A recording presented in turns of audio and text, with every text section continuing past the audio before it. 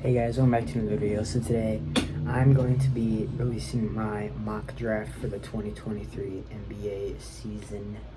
So we're going to get right ahead into it and start with the Spurs, who has the number one pick. They're going with the obvious pick of Victor Wembanyama, the center out of France.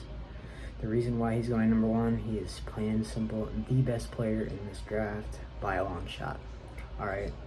He has every single skill in the toolbox. 7'5" tall, which is freakish. He's a good shooter. You can compare him as a shooter to Kevin Durant, the way he shoots on the move. He's a good dribbler. He's very good at dribbling the ball as well. So he's the best player. He's a new age player for sure. And the Spurs get a really good one to start their rebuild in Victor Wembanyama. The Hornets at number 2, I have taking Brandon Miller because they need somebody to pair with LaMelo Ball. I say a small forward, somebody similar to Brandon Miller should fit that mold, who is a good 3-level scorer. He's a good athlete who can really finish at a very high level under the rim.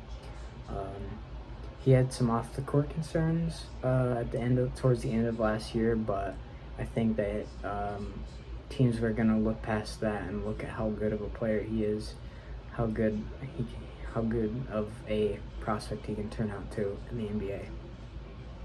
And number 3, the Portland Trailblazers, assuming they don't trade out of this pick, because I don't have any trades out of this draft. I could see that happening, but anyways, we have Scoot Henderson, the guard from the G League, Ignite, and he's just an athletic freak as a guard. He's incredible slasher. He's a good scorer as well. He's got a lot of offensive tools that he can use to his advantage, but he needs to improve on his jump shot a little bit. He's a good natural scorer, but his 3-point shot could use a little bit of a work.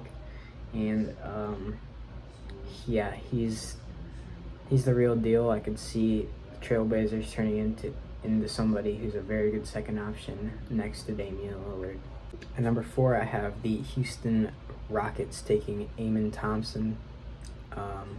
Has an interesting story. His twin is another prospect who I could see going really early. Both, I'd say, easily going to be in the top 10 of this draft. He's a very good shooter, good athlete. He's got incredible he's an incredible slasher. He'll really take it to you down in the paint, but his brother's a little bit more of a complete player than he is. He's more of a couple skills. He's mastered a couple skills, but he's got work to do in other departments. But he's also, he's got a few good skills, but he could work on some of the less important skills like defending and some of the other things that his brother brings to the table. So he's a good player, but he's got stuff to work on.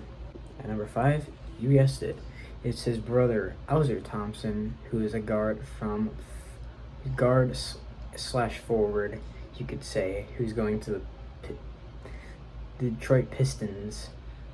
He's the best player available, great defender. He's got really good natural skills to take the ball and finish it on a fast break. Really gets the crowd into it.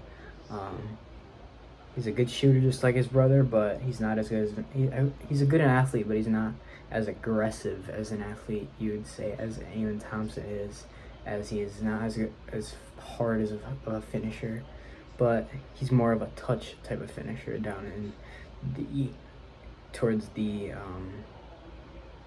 rim, I should say. At number 6, I have the Magic taking Cam Whitmore, forward out of Villanova, and I think he's a really good fit for what the Magic need to build around their number 1 overall pick from last year in Paolo Banchero. I think they need another forward to pair with him, and he can fit really well with him because he's a good shooter. And he can really use his athleticism to be a good thing because he's got that, and he's got he's got really good defense as well, and so those things are really translatable into the NBA. I have Jarris Walker going at number 7 to the Indiana Pacers. He is I could see him showing his playmaking skills with good shooters around him, and Tyrese Halliburton, guys like him. You know, you got Benedict Mathurin, who was your first rounder from last year. But he's got really good at making opposing players just miss, because he's so good protecting the rim for whatever team he can play for. He's very good at protecting the rim. I could see that being something that he's very good at in the NBA. Have a number 8, the Wizards, replacing Bradley Beal with a guard in Carson Wallace, who is a good defender, really good defender, really good perimeter defender. He's pretty small, but he plays bigger than his size.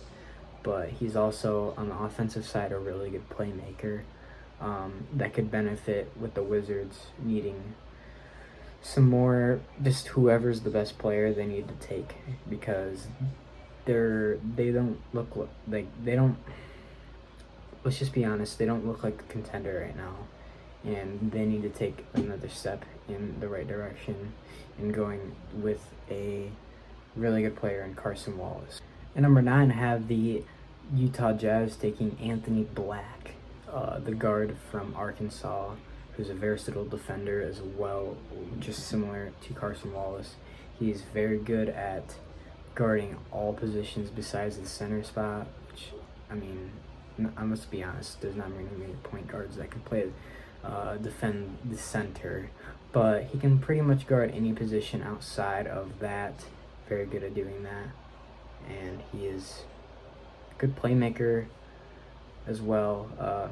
Leads a really good Arkansas team last year to a pretty good NCAA tournament appearance, and he should bring some more need, as the Jazz need another guard after trading away Donovan Mitchell last season.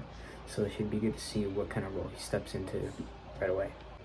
And number 10, the last pick that I will be doing and covering for this year is the Mavericks taking Taylor Hendricks, the forward.